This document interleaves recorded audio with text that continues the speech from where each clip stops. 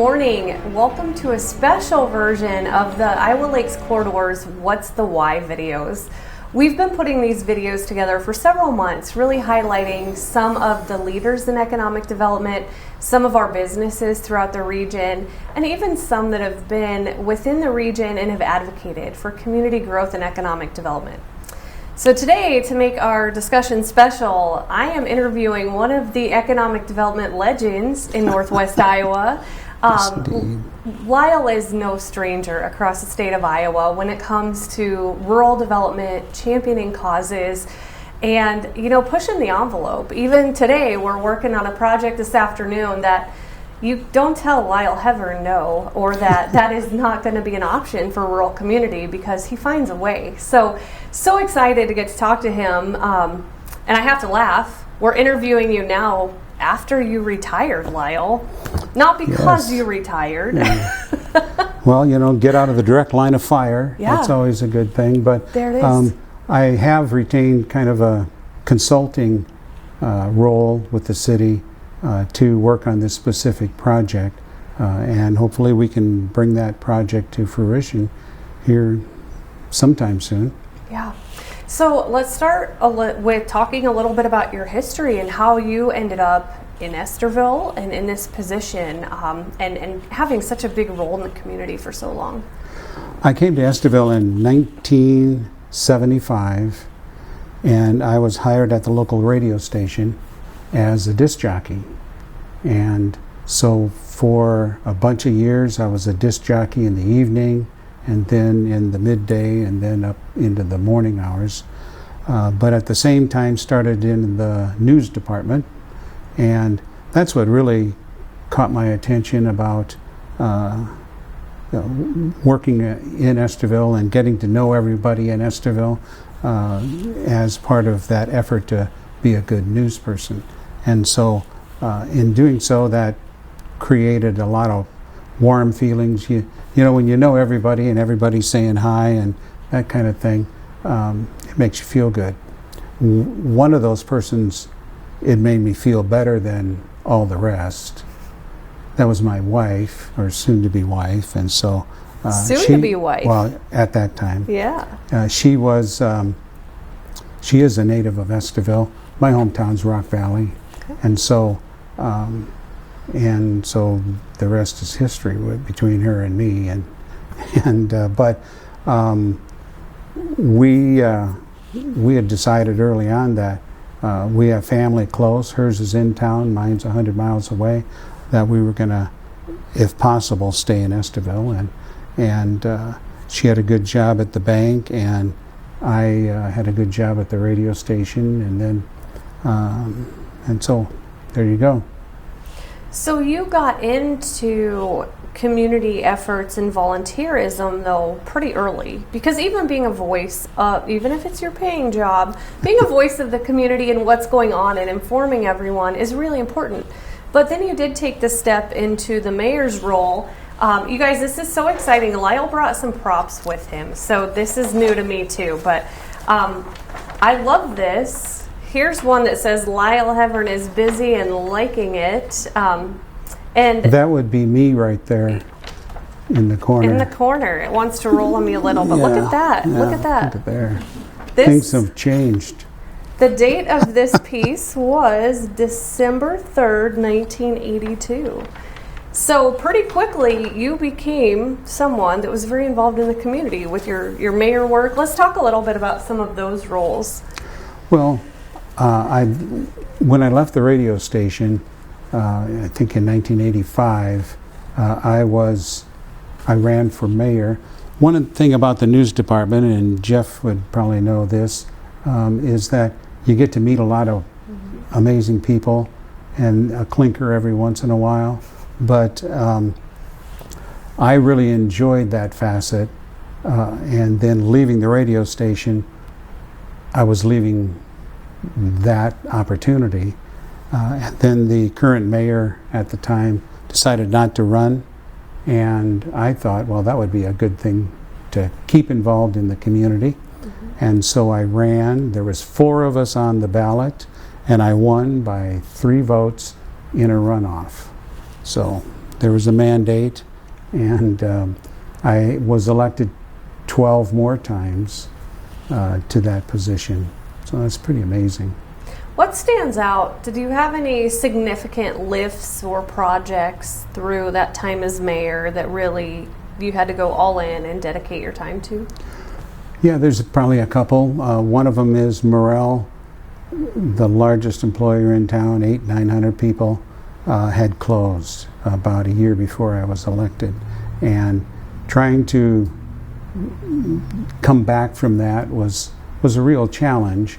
And it's amazing, the city council, the board of supervisors, they all stepped up, and together we marched forward.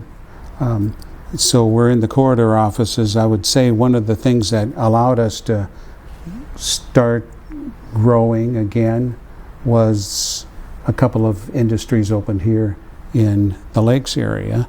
One was Stylecraft, and the other one was on the corner where Polaris is, but I don't remember what that one was.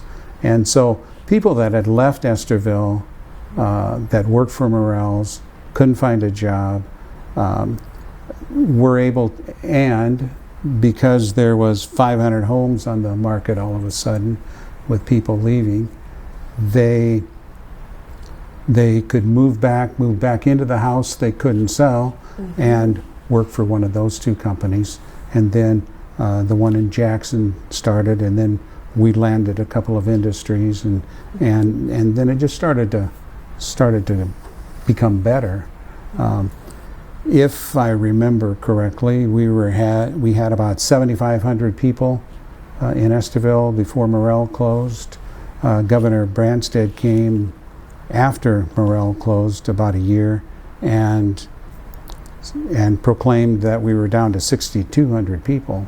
So that was a heck of a drop in a relatively short period of time. And we were able to, because of the city and the county and the people that were helping us, we were able to bring that back up to 6,800 people, and never got back to where we were before, but we had a big increase in population. And that allowed some things to happen that hadn't happened before in Estherville. Right. What are those, Lyle? Well, one of them is the fact that we passed our first bond issue in Estherville in maybe 50 years.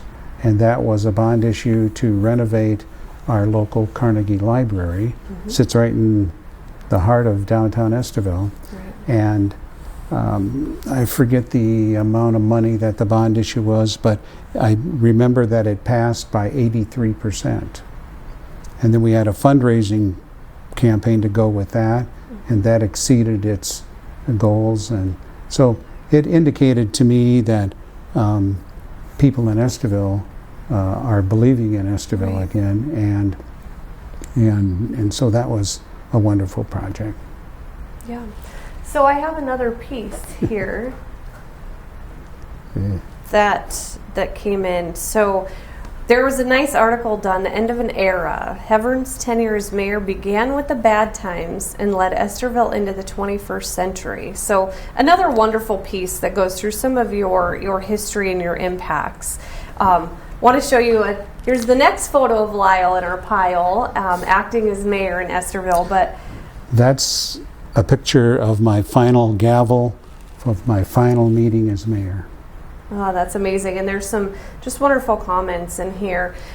So let's transition, though. So from that mayor's role, chamber or development corporation, you have just given so much time.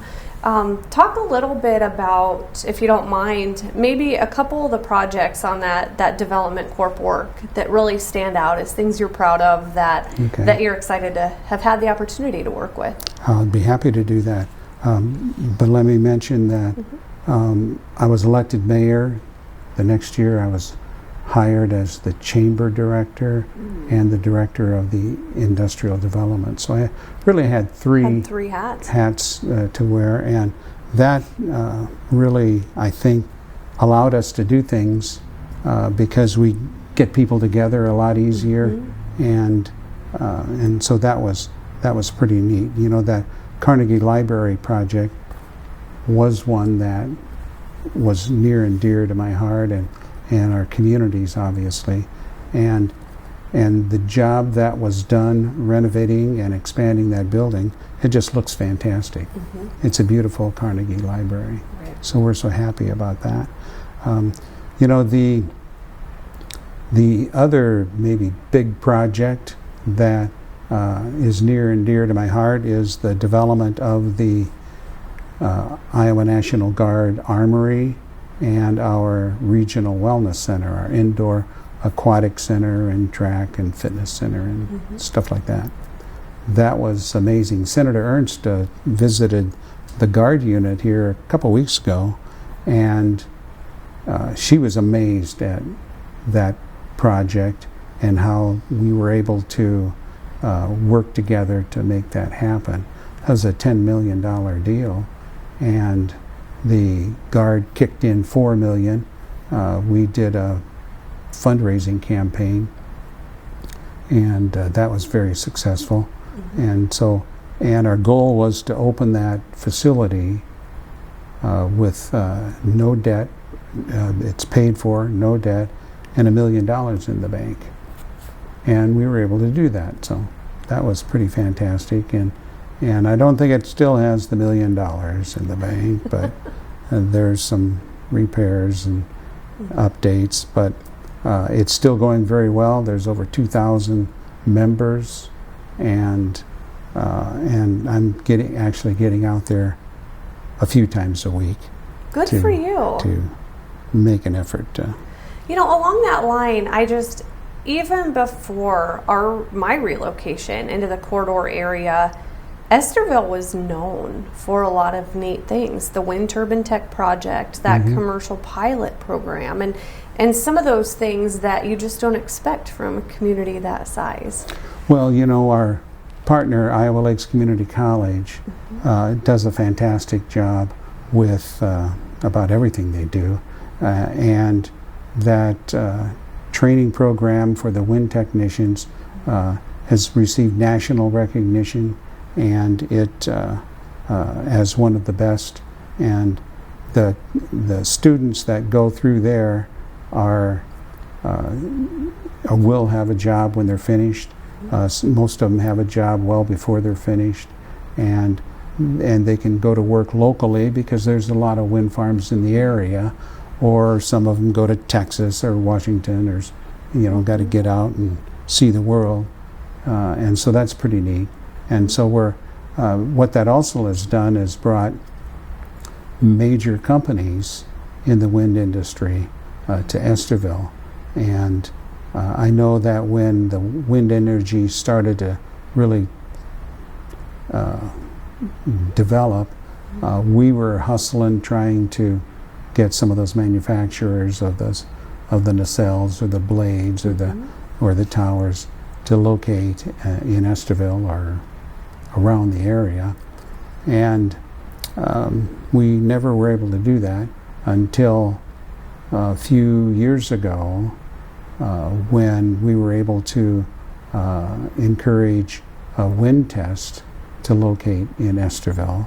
And they're a company that does a variety of testing for wind companies, so they know the place that they're thinking about locating their turbines is a good place and has good wind. And so we were very fortunate that they chose Estherville because it's kind of in the middle of the wind in the United States, the wind, yeah. So we've talked a little bit about attraction and education and community development projects. You guys have some industry in Estherville and Emmett County that really has a global reach. And again, retention of those industries is always important in the work that we do, but to see them grow, not only stay there, but to grow and to make investments in their future in Estherville and Emmett County. Those are always exciting days too. So talk a little bit about your industry work. Well, we were working hard. We'd travel up into Minnesota. We'd do a mailing, marketing, go visit them. Several times, we would have nice long conversations, and it was sounding pretty good for Estherville. And then as you try to find out what they're really thinking, are they really interested in coming to Estherville, we discovered that no, they're just interested in bitching about the taxes in Minnesota. Can I say that?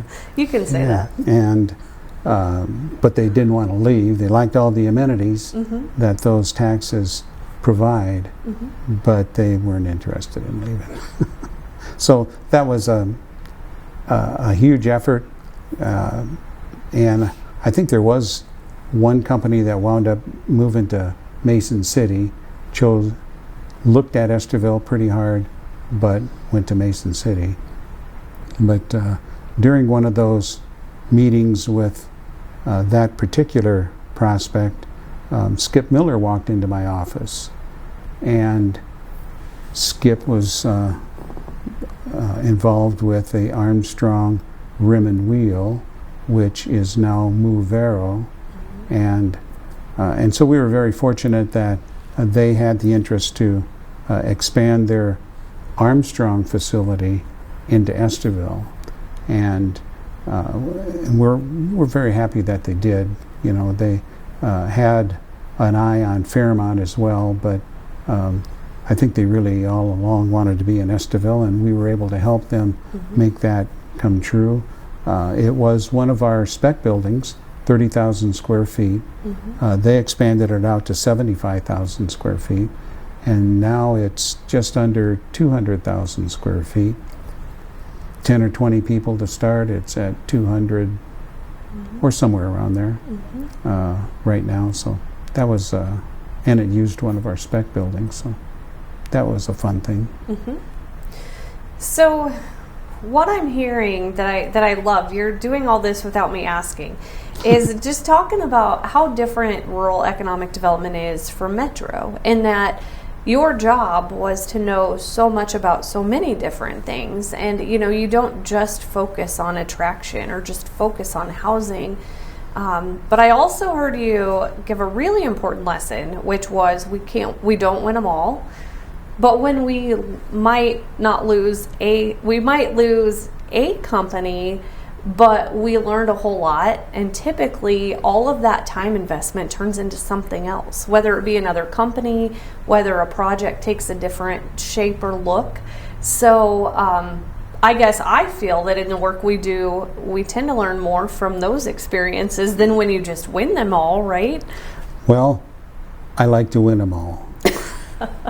But you're right. When you have somebody that chooses not to come to your community, and you do that kind of exit interview, if they'll do that for you, and find out what they liked about us, what they didn't like about us. Maybe utilities weren't right, or they couldn't see the number of employees coming from our community, and so you were given kind of projects to work on, so that when the next one comes around, you're in a little better shape to take a swing at that project. So from the time that you first ran as mayor to your retirement, things have changed. Strategies have changed.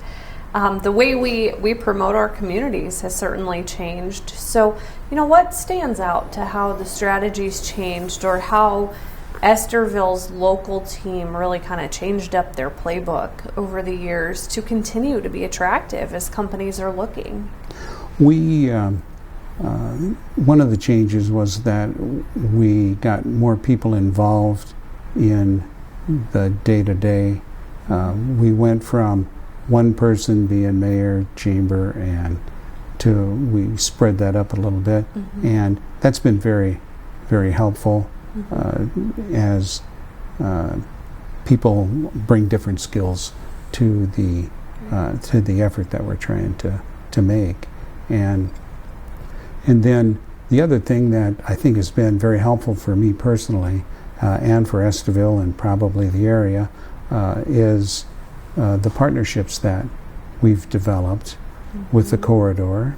We talked about wind test coming to Esteville. That really was a corridor-led project, and we were very thankful for that.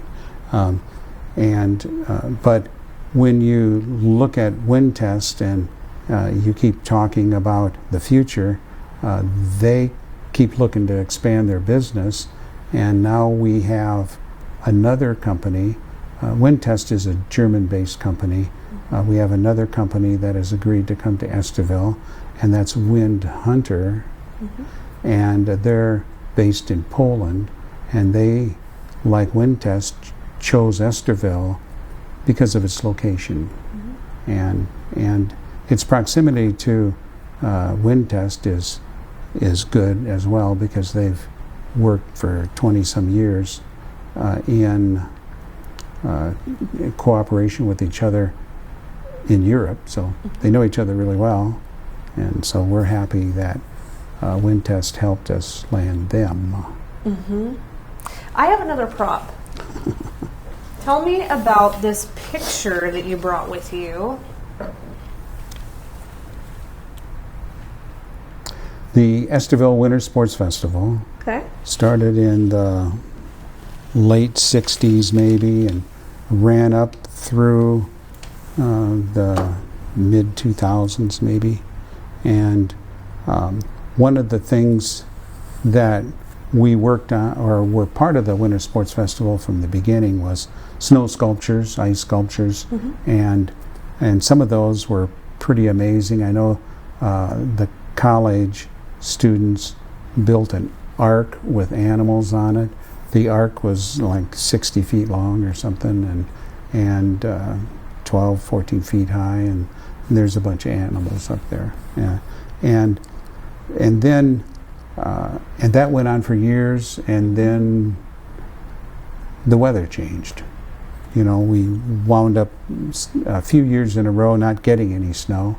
It would be 50 degrees during the Esteville Winter Sports Festival, and so we rotated to a bunch of indoor events, and we slowly started to lose the interest in snow sculptures, and it was becoming more difficult to find volunteers and to do all of that stuff. So that was one of our final efforts to do something spectacular, and I was amazed at how many people stepped forward and lent a hand on trying to build that ice sculpture, which I'm thinking was like 60 feet long. The top part there was 20 feet off the ground, and those ice blocks were like 5 feet long and 16 inches deep, however thick the ice is. On High Lake is where we harvest that. Okay. So the last piece that Lyle brought to share with us was the headline of his retirement. And to quote Lyle, "Holy cow, it's been a good run." So a nice piece. And just as we were getting ready to start the interview, Lyle showed us that he had walked into Hy-Vee, and there's the rack of his interview and paper here. So I want to transition a little bit, Lyle, and you've turned over the reins, and Lexi is now assuming that chamber and development work, and you mentioned that you'll stay involved, but talk a little bit about that transition and your retirement. Yeah, I don't want to get it out there that I'm going to still be involved. I'm just kidding. You'll never be able to stay away. And that transition probably started a few years ago as Lexi started coming to various things, various prospect visits and interviews and that kind of stuff, and so that was something that she felt was very beneficial. So we all did, and because we knew there was coming a time when I was going to do this. Weren't sure, back a few years ago, exactly when that was going to be. Right. But and I'm so looking forward to watching her, because she has that enthusiasm, she has that ability to communicate very well, and she loves Esterville. You know, she's a huge supporter of Esterville, and so I think it's going to be great. So what is your dream for Esterville for the future? You said I keep mentioning the future, but you know, as you step back and after such an investment of your life into that community, when you sit back and think about what you want to see for Esterville, what does that look like? Well, I would like to see our community grow. I would like to see families moving here. And so, you know, you got to do, and I think we are, doing a lot of placemaking type of things, where they got to have a place to live. So I think we've been fairly successful at that. And we have a new apartment complex and a second half getting ready to start sometime in the near future, hopefully. And so we keep working on the things that are needed so that people can leave home and have a place in Esterville, or they can move to Esterville and have a nice place to stay. So we work on that a lot. And so having our community grow and all of the benefits that happen when there's more people, there's more business, there's more activity. So there you go. So let's talk a little bit about the support system. It's challenging work, as we've talked about. You just never know what each day will bring, but amazingly rewarding work when you have a great team in the community to work with and a great team at home. So talk a little bit about that support system in Esterville and that sense of community. Well, I have felt welcomed in Esterville almost from the day that I moved to town. Probably not quite there, because I probably didn't start paying attention to that right away. But there's definitely an opportunity to have a feeling of inclusiveness, because I sure did. And it could partly be because I stick my nose in everything. I don't need to be invited. But it also is, there's a great bunch of people that have that same dream of having our community grow, and so we all work together, we all recreate together, and go to church together, you know. So it's definitely a community, and I would like to see it continue to expand. Somebody told me here not too long ago that they have noticed in Esterville a pretty big change in the attitude. You know, back in the day when, in the few years after Morel closed, it was pretty rough, and the attitudes probably weren't the best, simply because of the situation that we were thrown into. But that person here recently said they've definitely noticed how the feeling or the attitude in Esterville is changing for the good. And I thought about it, and I believe that as well. I've noticed that. And when you do projects and have community events, more and more people are showing up. And Lexi's having a lot of community events that are really cool events, and people want to be a part of it. And so my wish would be that continues and grows and even better. That's awesome. So when we had our annual meeting and our business recognition event, the Corridor recognized you as a partner in economic development and for all of your contributions.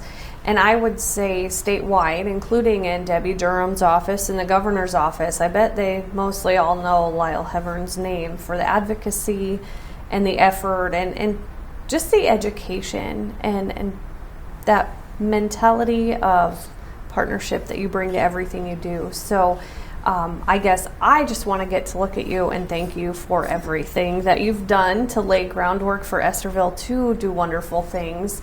But to be a partner and to always have that growth mentality and always see the opportunity when it's easy to say, put that away or give up on a project. You just always bring such positivity. So I want to wish you the best in your retirement. We hope that we get to see you often.